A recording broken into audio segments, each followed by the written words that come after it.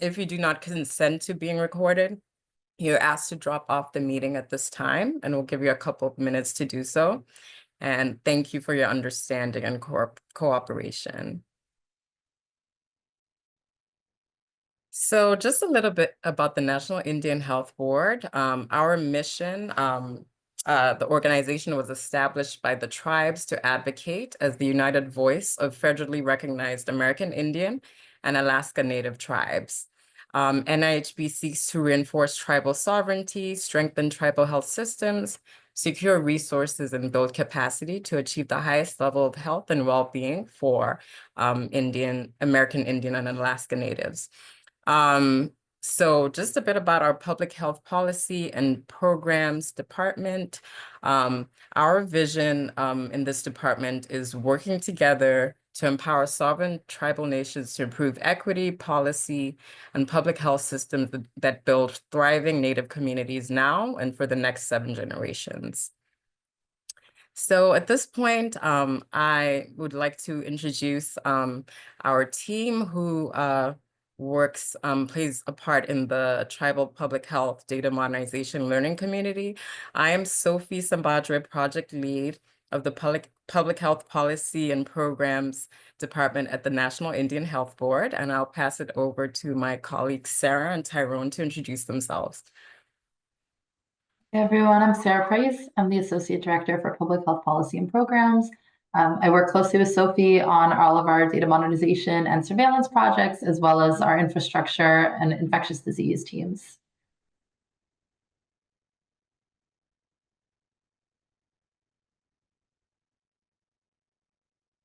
Is Tyrone on?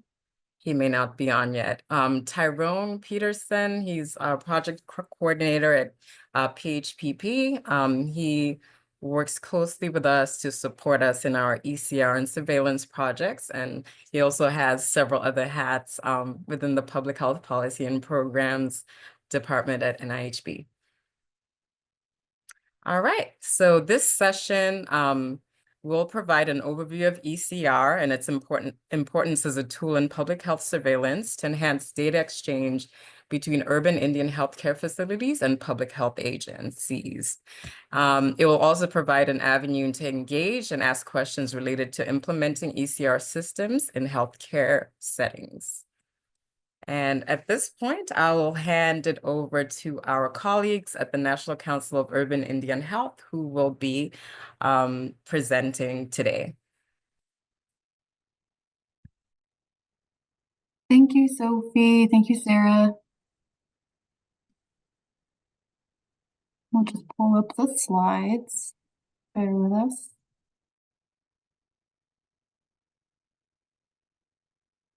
Awesome. Thank you so much. So as mentioned, we will be presenting on electronic case reporting, or eCR, modernizing disease reporting in healthcare facilities. Next slide. And again, we just want to welcome everybody and thank you for taking the time to meet with us and give us the space to speak with you. My name is Tiffany Stark, and I'm one of the public health program managers at NCUIH. And also joining me today is my colleague, Micah Grant-Hunthrop, who is one of the public health project coordinators at NCUIH, and she'll be co-presenting on eCR with me.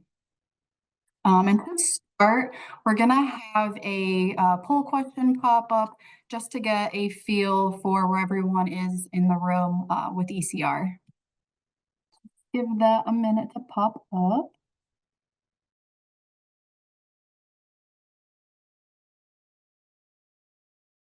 And it should be up for folks. If not, let us know.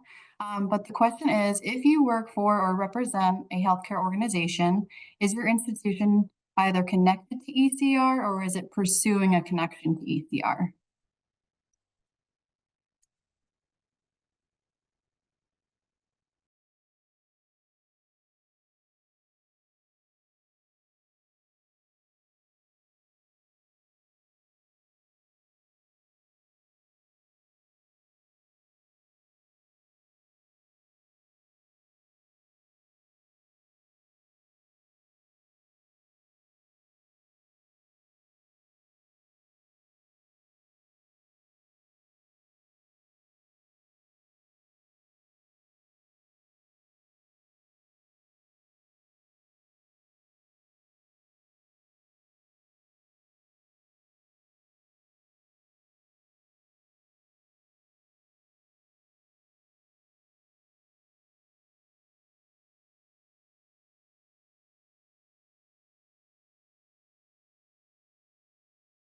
Awesome. Thanks everyone for taking the time to complete the poll question.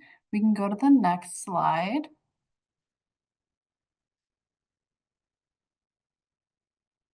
So we wanted to give a little about background for NCUIH in case we have folks who are not familiar with us.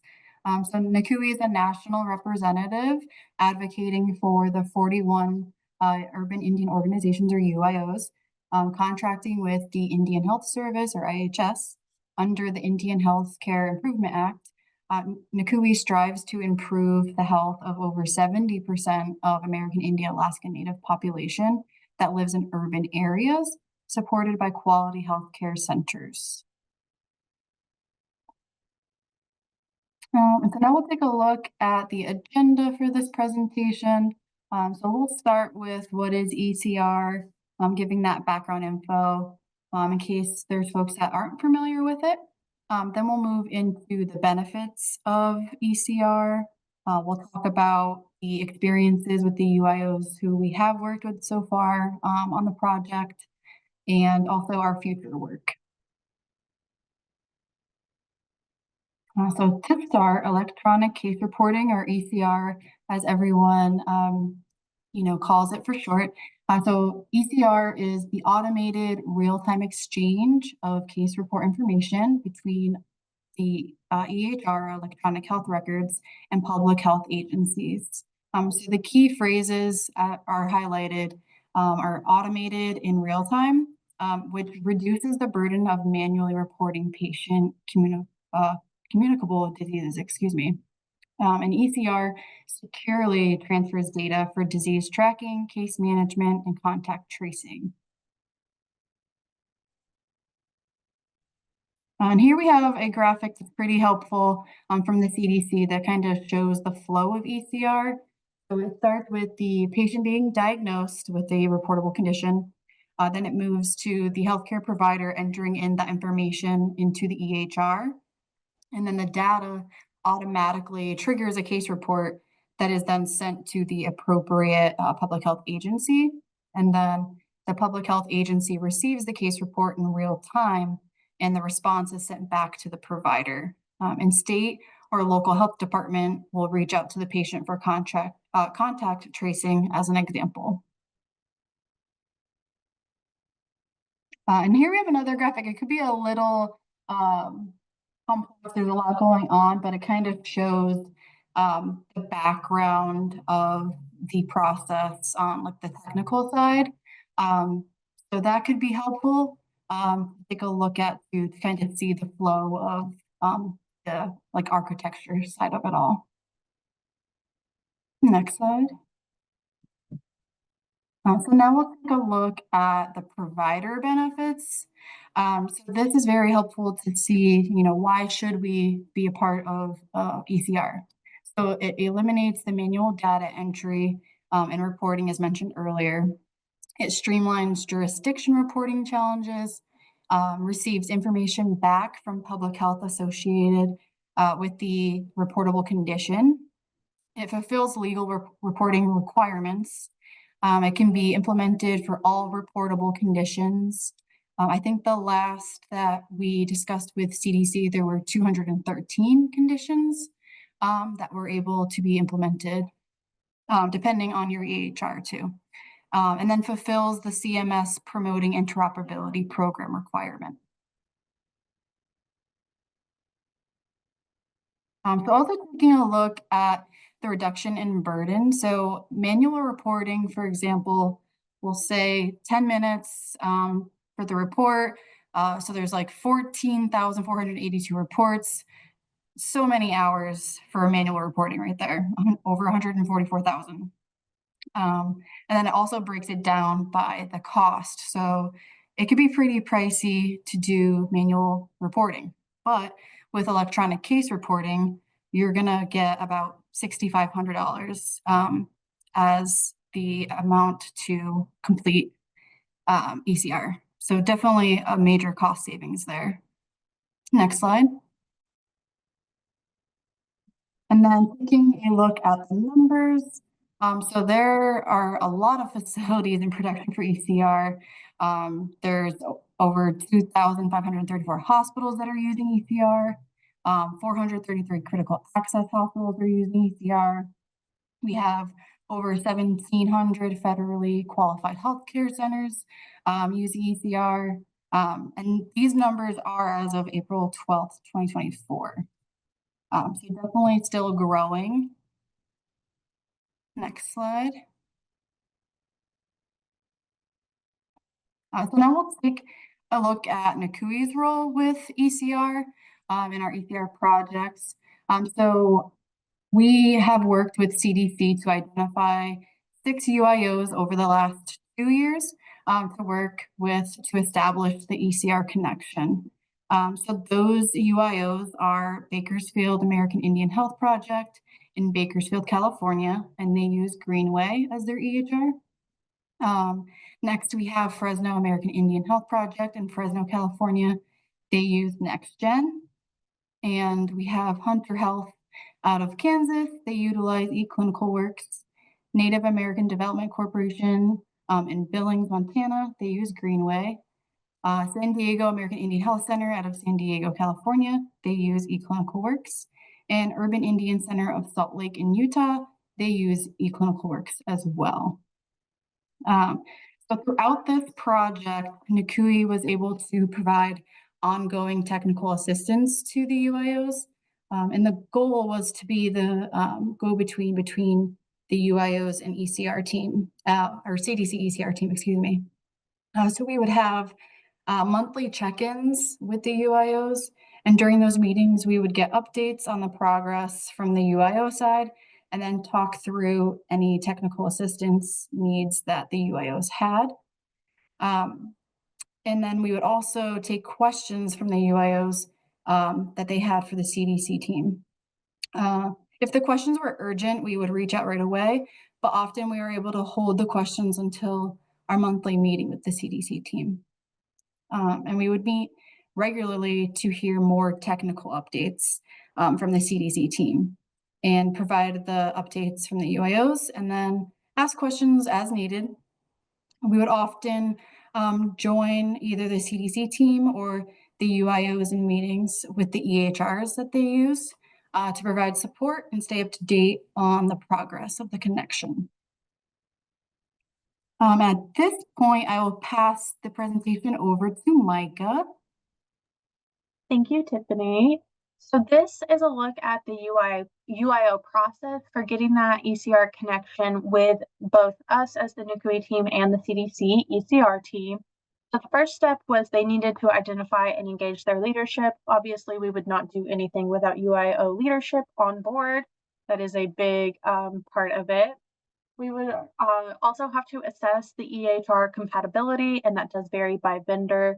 For example, anyone who was using RPMS, which is the current IHS provided EHR system, is not compatible. That's not able to do ECR or connect to ECR, so that would, count them out.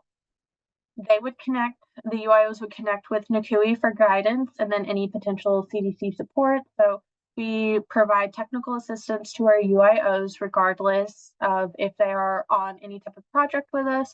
So any UIO who is in the process of getting that ECR connection can reach out to us and get that assistance.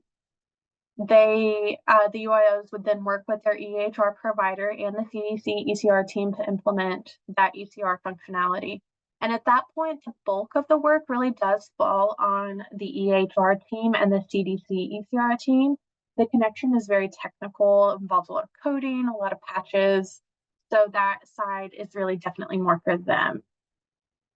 The step 5 is conducting that testing and the soft go live. So the soft go live is what we call it when the UIO is technically sending reports. They are sending case reports and they are live, but the reports are still being reviewed regularly for any errors, any issues that might come up. And so that testing phase can last quite a while depending on how many errors pop up, depending on how many more upgrades are needed, things like that. And then finally, step 6 is that full implementation and ongoing monitoring, and that does involve the UIO getting those reportability responses from the AIMS platform, making sure that everything looks good. The EHRs are monitoring from their end, and then of course the CDC ECR team is monitoring on their end as well. So lots of eyes on.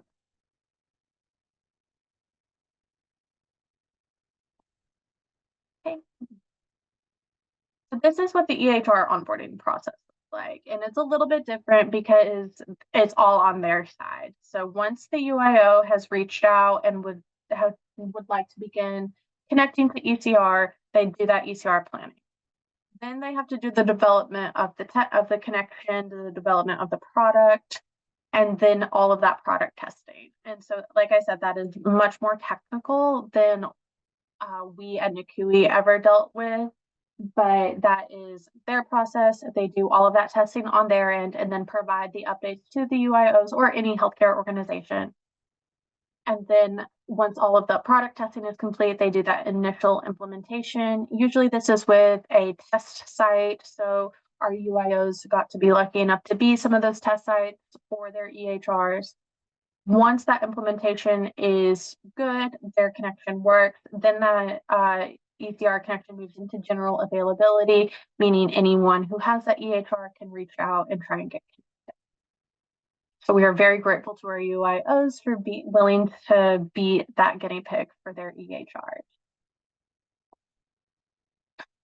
So we're going to look at some reviews basically from our UIOs who we worked with on this project and kind of get their perspective on how they felt it went and any challenges or successes they had. So we'll start with Fresno American Indian Health Project. Fresno is an urban Indian organization, FQHC. They provide medical, behavioral, psychiatry, case management, and youth services, and they utilize NextGen EHR. And the way NextGen gets connected to the AIMS platform, to ECR, is through NextGen Share, and that is their software. So the process for Fresno began in July 2020 when their director of operations reached out to NextGen to begin requesting ECR capability. Seems like such a long time ago that we were in the middle of the early beginnings of the COVID pandemic. And so their director of operations wanted to get that connection, wanted to get that established. Did not have much luck at first, so she continuously reached out to NextGen for 2 years to begin that ECR connection. With no luck, was not able to get that started. However, in June of 2022, they applied to work with NCUIH on this ECR project, and they were accepted.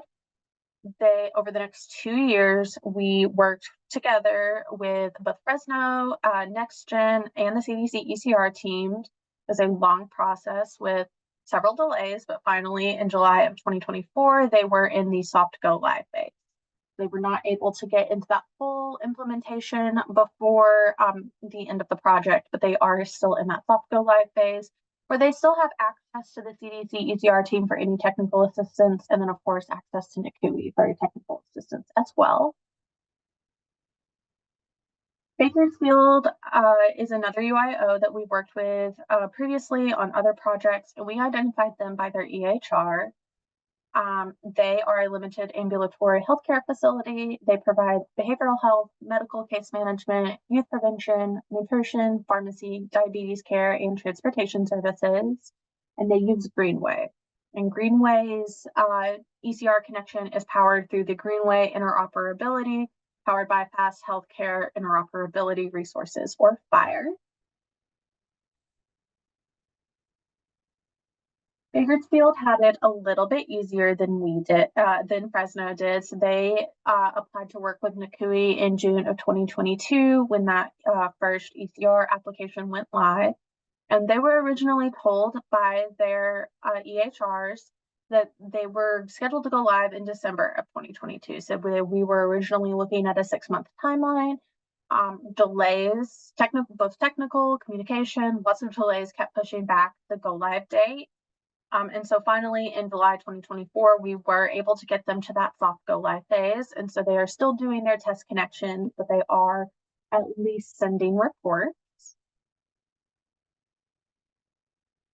One big question when it comes to eCR is who receives that data? So who is getting the data that is being shared?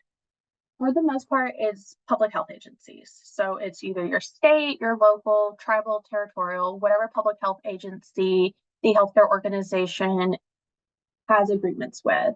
So for example, if I were to go to my local healthcare clinic, I live in Arkansas, my data is being transported by eCR to the Arkansas State Public Health Department. So that's just one example of who receives that data, and it is all secure, very secure. That is one of the big points with eCR, is that it is a secure channel of transmitting that data. So some challenges that we had with this project, our UIOs would be the first to tell you that we did have quite a few. Every single one of our year one UIOs had technical challenges. The EHRs would originally give an estimated timeline that would be about 6 or 12 months, and those deadlines were constantly pushed back. We had a lot of communication challenges as well. Bakersfield in particular had a difficult time staying in contact with Greenway throughout the process. And then once that connection was established, the testing phase took much longer than anticipated. Fresno, for example, struggled. They are a smaller facility with not as large of a patient population. So they took much longer to meet the required number of test cases. And then, of course, oftentimes there would be issues with those test cases, pushing timelines back even further.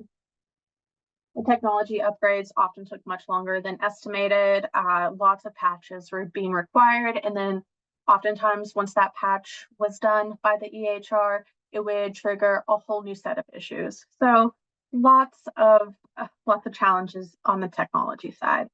And then the UIOs also suffered from staffing challenges with either staffing changes, turnover, or a lack of health information technology staff. So they were not, did not have someone on site who was dedicated to this project, which often meant, the project got passed around. We did have some great successes, though, through all of these many challenges. One success I'd really like to highlight is the CDC communications. Throughout this project, the CDC eCR team was very helpful. They were there for any questions that either NCUIH or the UIOs had. They were always on top of trying to get EHR responses when communication was down for the UIOs, so they were very helpful. Through a lot of hard work, we were able to get all 6 of our UIOs successfully into that soft go live phase by July 2024.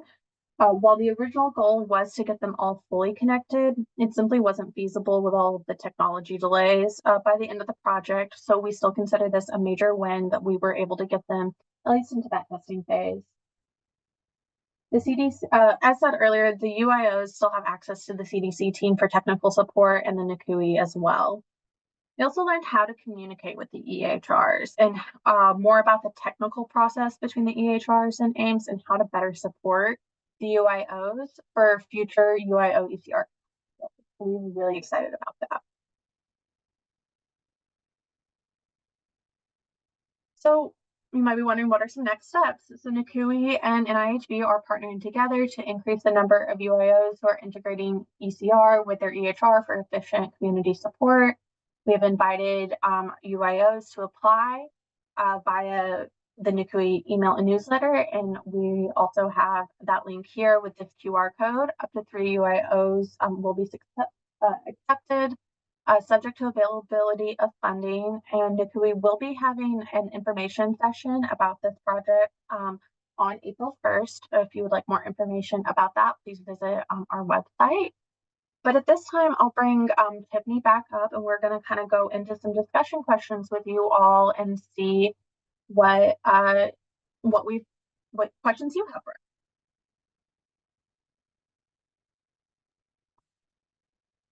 Thank you, Micah. I do have one question in the chat for you. So were there any successful eCR connections with IHS's EHR? Since IHS doesn't generally fund private EHRs through the 638 funds, many tribes still use the federal system. Yeah, unfortunately, the CDC, the eCR is not compatible. So it's just simply not an EHR that is available to be connected to the AIMS program through the eCR connection.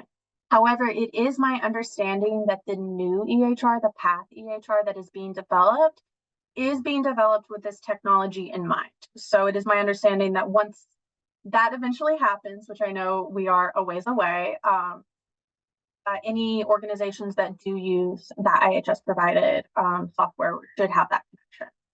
So unfortunately, no for now, but hopefully in the future. And there's one more question for you all. Did any UIO need to ask providers to change how they were coding or entering information into the EHR? Thankfully, no. So the way the EHRs have their system set up is that once the system is in place, they've done all of those patches and upgrades, the provider should not have any changes or very minimal changes into how they upload information into that electronic health record. So once the provider enters, for example, a COVID-19 diagnosis into that health record will automatically trigger a case report. So they should not have either no very minimal changes or none at all. So fortunately, and that does vary based on the EHR too.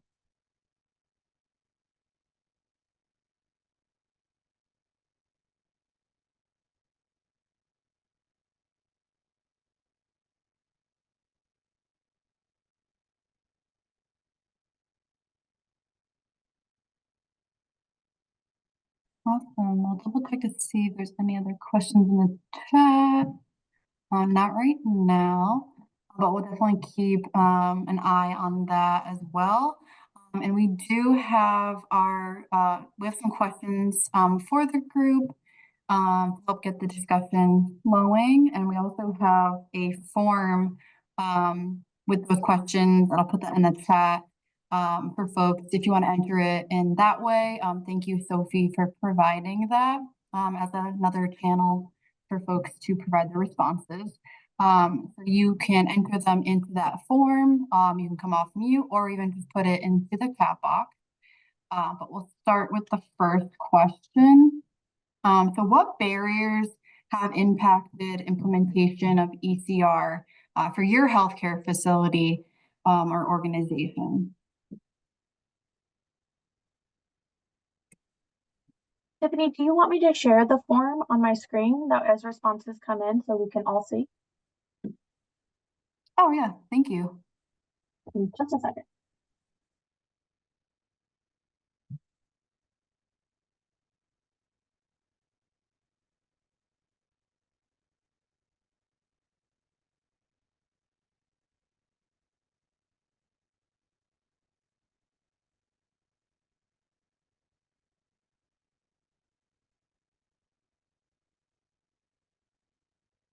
Everybody see that?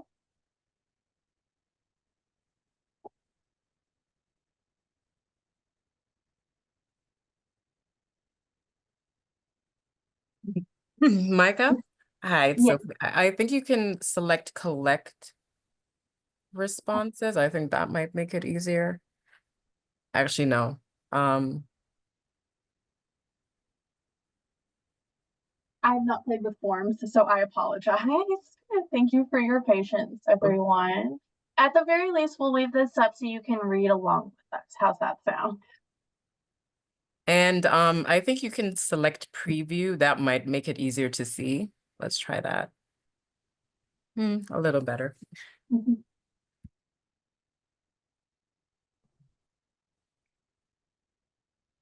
Okay, we can go to the next question. We'll definitely check back with the chat, or feel free to come off mute.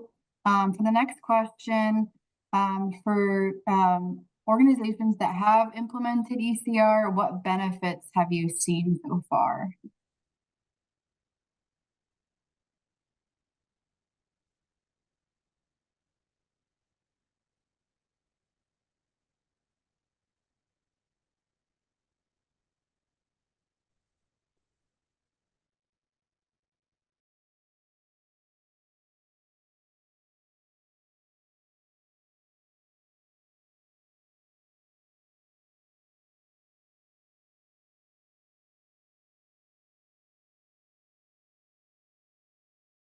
Just a reminder, you all can write in the chat. I think 25% of the people here did say that they've implemented ECR on the healthcare side. So please share in the chat if you don't feel comfortable unmuting.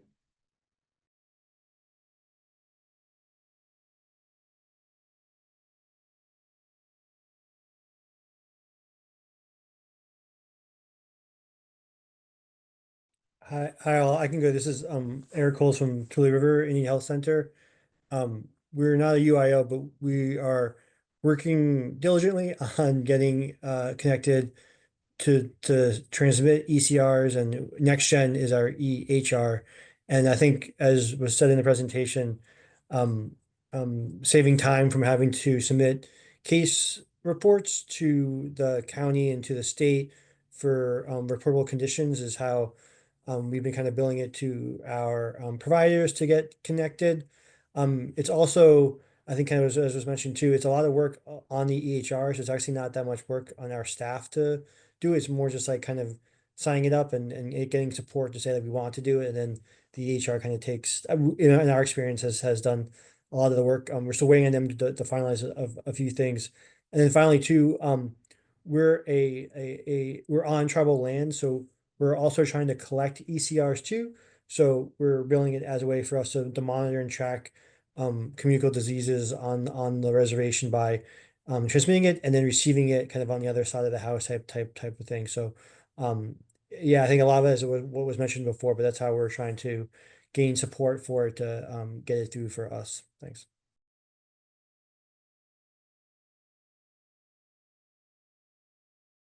That's great to hear. Thank you for sharing.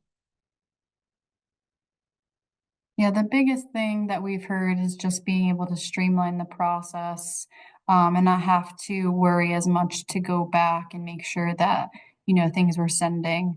So that's been the biggest success for our UIOs that they've mentioned. And then it hasn't been anything like no extra work on the provider side of anything, just making it a bit easier for the whole healthcare team.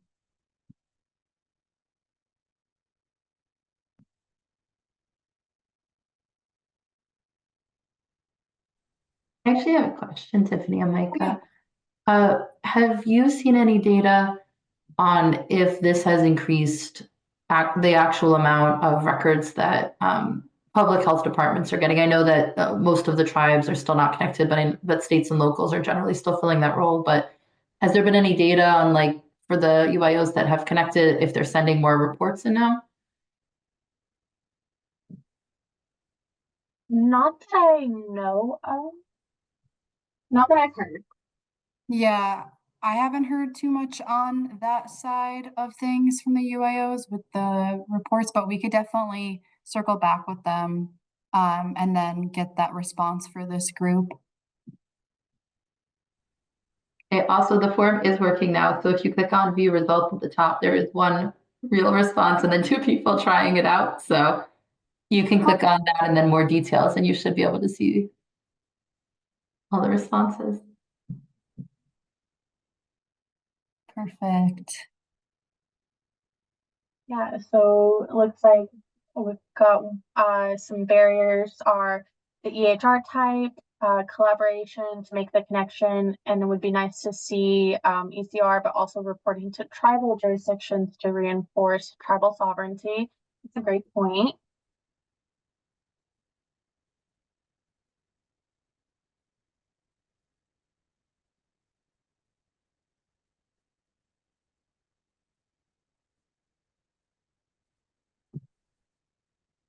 Yeah, the EHR type would definitely be helpful because I know that was a challenge with folks that wanted to be a part of the program. We had a few that were just on RPMS.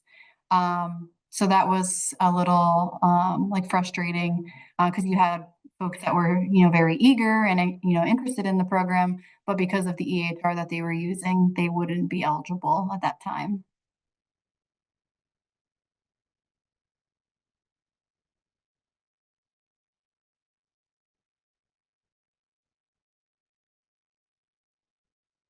And then also just some of the EHRs that are more equipped with getting the product developed, or now they're, moving faster with upgrades and just building that out versus EHRs that have yet to really start that process. So I know some EHRs, if they are going to try to implement eCR, it'll probably take quite a while to build that out.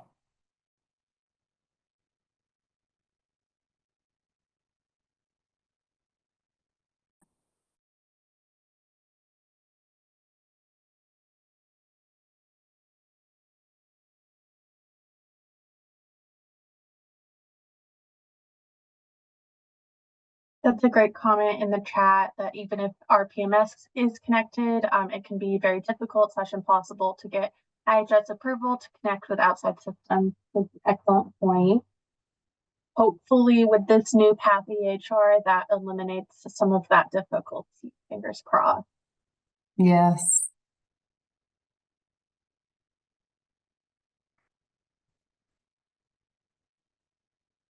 We can move to the next question. So has eCR helped identify emerging trends or outbreaks faster than the traditional reporting for your facility?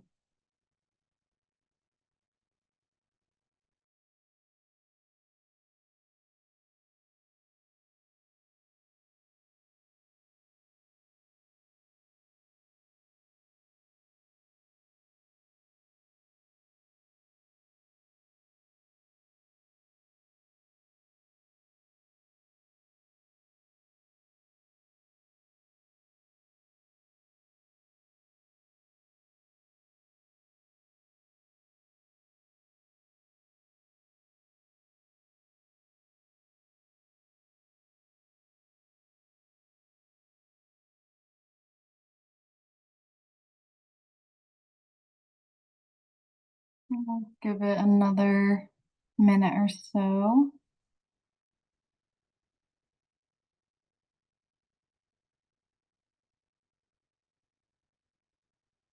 And I just have, while people are thinking about this, I'm curious also this, what, are there any ways that you all or the EHRs you're working with are getting this data? Because I know, especially in the case of urbans, tribes are not the ones receiving this data pretty well. I would say knowing which tribes are connected, there's only 3 right now, and currently none of the techs. So I guess, is there any way to know if the states or the locals who are getting this data are using it to better support Native health and identifying this? Is there any communication, I guess, from these state and local health departments with these organizations that have connected the urban organizations to help them understand the benefit of them submitting this?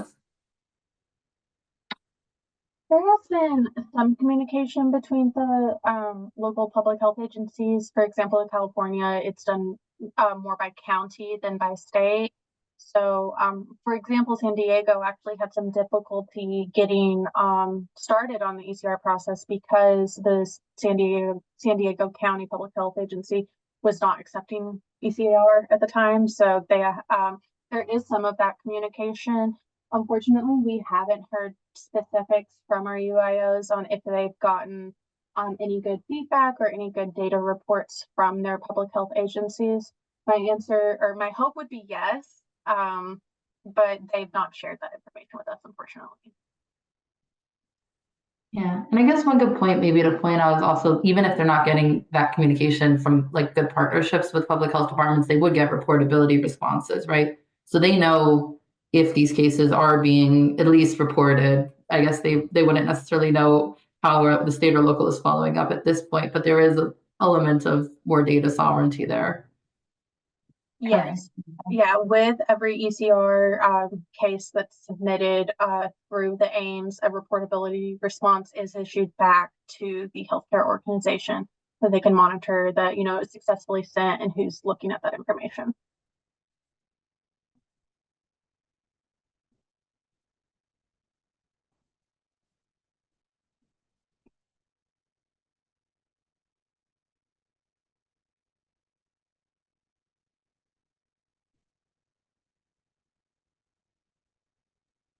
And it looks like we have another comment in the chat from Anna Garrett. She's part of the USAT Tech. They are not receiving communication from their state or local public health partners related to eCR data. So that's disappointing. That is something that maybe we can look at in the future of a need to fill. Yeah, sorry, I'm chatting so much, but I know on the side of the tribes, you know, the ultimate goal is that tribes, techs, and, you know, all tribal public health authorities can choose how they receive the data. So even though some techs and some tribes may want to receive it themselves directly as part of tribal data sovereignty, not every tribe, not every tech will necessarily have the capacity or want to do it that way. So that state and local communication is such an important part. And we really need to put some pressure on states and local partners to be better partners so that there is that element of data sovereignty, whether or not the tribes and techs choose to directly receive the data. But I know we're talking now on the public health side, not the healthcare side. So.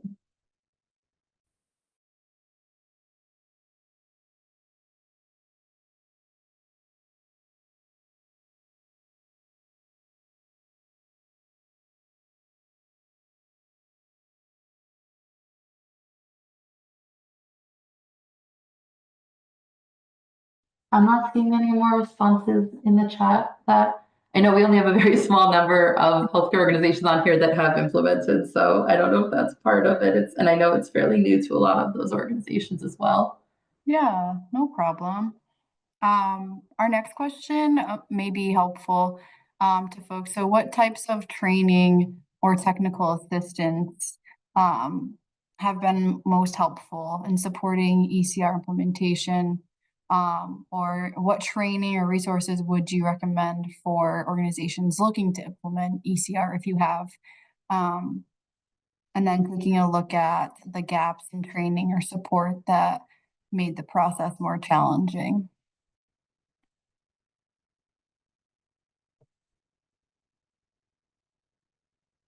It looks like we did get a couple of responses from some additional. I'll look at those. So for question 2, for healthcare organizations that have implemented eCR, what benefits have you seen? So we see that our medical staff are not burdened with having to report the mandates, and we are confident that they're being reported automatically. To me, that's a pretty good benefit. Then for question 3, identifying emerging trends. And so this says not an FQHC yet, so waiting on licensure. So can't be sure of the outcomes just yet. Totally understandable. This one is the training or technical assistance. We worked closely with the IP development team as well as the CDC and the health department on production and testing. The knowledge learned was very valuable. Yeah, it's good to hear. There are definitely there's a lot of information available on the CDC website that explains the EHR process or the eCR process.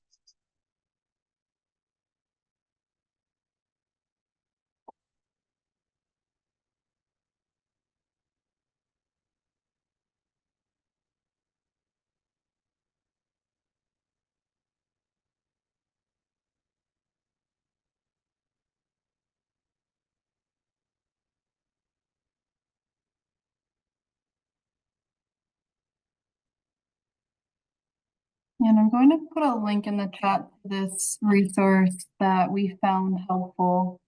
That's Introduction to eCR.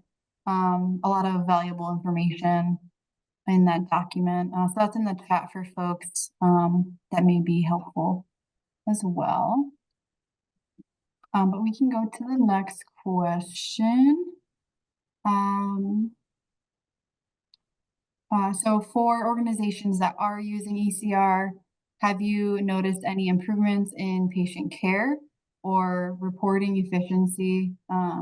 Have providers found that more timely reporting has led to improved patient care or quicker interventions? I know some folks have already touched on that a little bit about the provider experience. But if there's anything else that you would like to share.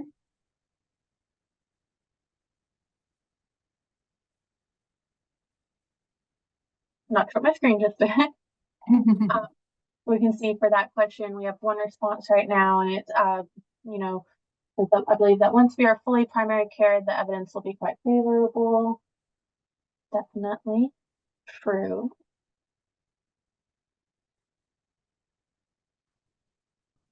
Awesome. And then we'll go to the next one while folks are thinking about that question or putting it in the chat. But what advice would you give to other organizations that are considering implementing eCR, if you already have?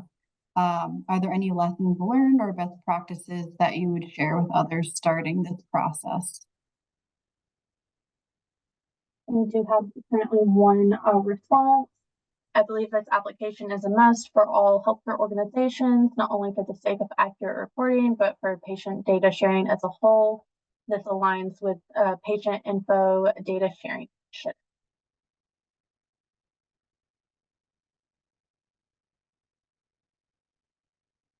I know that RUIO's their particular advice for this question would be to be persistent and to have patience.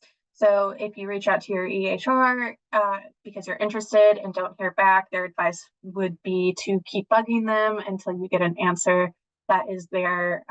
What we've heard from them over and over again is that just having that persistent and being our Fresno director of operations basically described it as being annoying. She said that she was annoying. So I think that that is a piece of advice that they would share.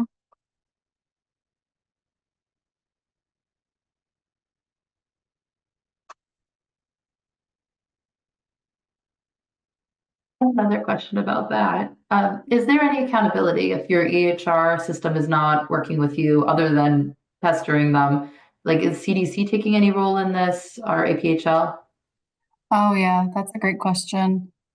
So we've had CDC ECR team really step in to make sure that those conversations were continuing. And they were also having regular meetings with the EHR vendors to make sure that they were already staying on top of discussions. But then, yes, if they had a meeting with us and we voiced concerns from a particular UIO site about their EHR not like communicating enough, or just like letting them know the status, or if the timeline changed, they would then reach out to the EHR and hold a meeting to discuss that and then get back to us with the resolution. So the CDC ECR team was really helpful.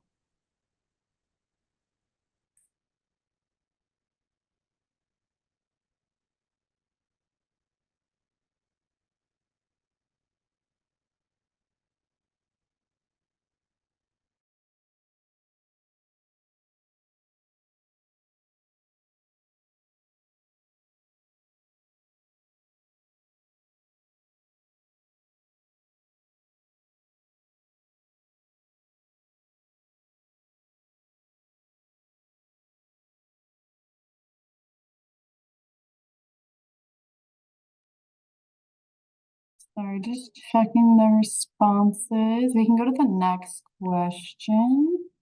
So the last question that we have, how has the transition to eCR affected your organization's workflow and reporting processes? Has it reduced administrative burden or improved efficiency for your staff? Are there any unexpected changes in workload or data processing that have resulted from the transition? I know we touched on this a little bit too, but if there is anything else that folks may want to provide on the workflow and reporting.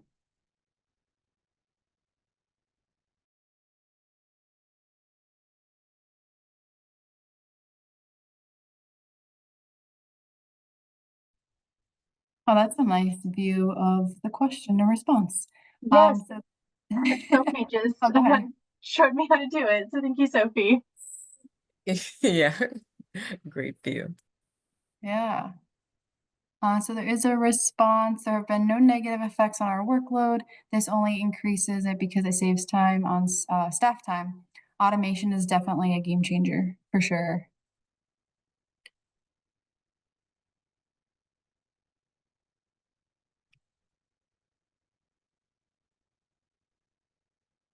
Awesome. And I'll just double check the regular chat as well. Don't see anything in there at this moment. But if there are any other questions or comments or feedback for us, definitely feel free to come off mute or enter that in the chat box as well.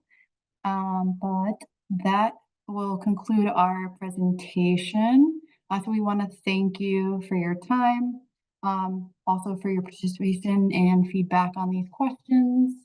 And if you have any other questions after the fact, after this presentation, you could definitely feel free to reach out to myself or Micah, and we'll gladly help answer any questions that you have. But thank you all, and thank you NIHB for having us. Thank you, Micah and Tiffany. Very informative. And please, if there are any more questions, do not hesitate to put questions in the chat or email any of us, Micah, Tiffany, and all of us at NIHB, and we will follow up accordingly. So just a few. Micah, are you sharing your screen still? The evaluation for the session today. This really helps us to build on the learning community and really provide sessions that are relevant and beneficial to just people in the public health space, working with tribes, urban Indian organizations, and just in public health in general, working on data modernization efforts. Just some resources from the NIHB side. We recently Sophie, we can't see your screen. I can share it if that's helpful. Sure. Unless you have it up already. Yeah, I do. Okay, yeah, we just can't see it. Okay. Thanks for letting me know.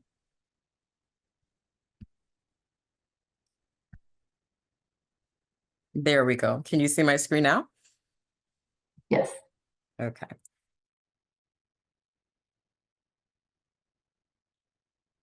So we recently published an eCR roadmap. It's more through our tribal eCR grant. There's more information here. You can follow the link, which also should be in the chat right now if you're interested in funding. We're looking for people for category B of that grant. There is one award that's still waiting for an applicant and an awardee. So I'm hoping to receive applications for that sooner than later. Just a few general announcements on the public health and data modernization side. The Association of School and Programs of Public Health, ASPPH, has a short poll where they are examining what jurisdictions have existing data sharing agreements, whether or not they have data sharing agreements with tribal health authorities. And you can go ahead and you can participate in that poll. The link to that should be in the chat as well. And the Public Health Informatics Institute is offering a free 8-week course in May, which is geared to Native American, Alaska Native public health professionals.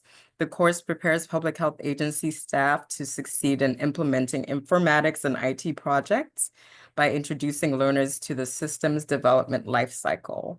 For more information about that, you can go to pageii.org/8steps. And there's also an email there. If you have more questions, that should also be in the chat. And we'd like to thank you all for attending our session today. Again, please let us know if you have any further questions. You can email us at NIHB or our colleagues at the National Council for Urban Indian Health. And I think at this point, we can end the call.